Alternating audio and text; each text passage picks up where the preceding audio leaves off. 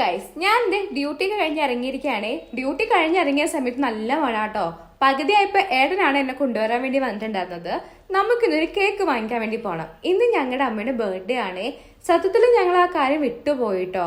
അപ്പൊ എന്തായാലും വൈകുന്നേരം ഒരു കേക്കൊക്കെ മുറിച്ച് ആഘോഷിക്കാന്ന് വിചാരിച്ചു. കേക്ക് വാങ്ങിക്കാൻ 2-3 ഷോപ്പിലൊക്കെ കയറിയിട്ടുണ്ടായിരുന്നു. അവിടെ ഒക്കെ കേക്ക് തീർന്നു പോയിട്ടുണ്ടായിരുന്നു കേട്ടോ.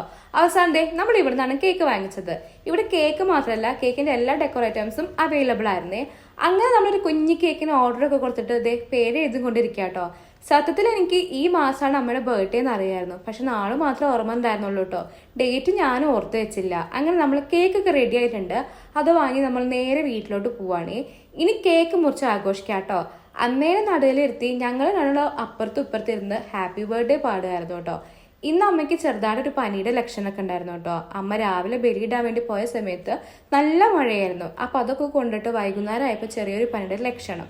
എന്റെ കാര്യം പിന്നെ പറയണ്ടല്ലോ, എനിക്ക് കേക്കൊക്കെ ഭയങ്കര ഇഷ്ടമാണ്.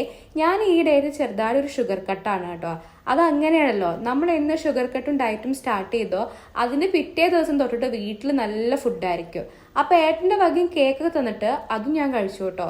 അങ്ങനെ ഇന്നത്തെ ദിവസം അമ്മയും ഹാപ്പി, ഞങ്ങളും ഹാപ്പി. അപ്പൊ ഓക്കെ, ബൈ.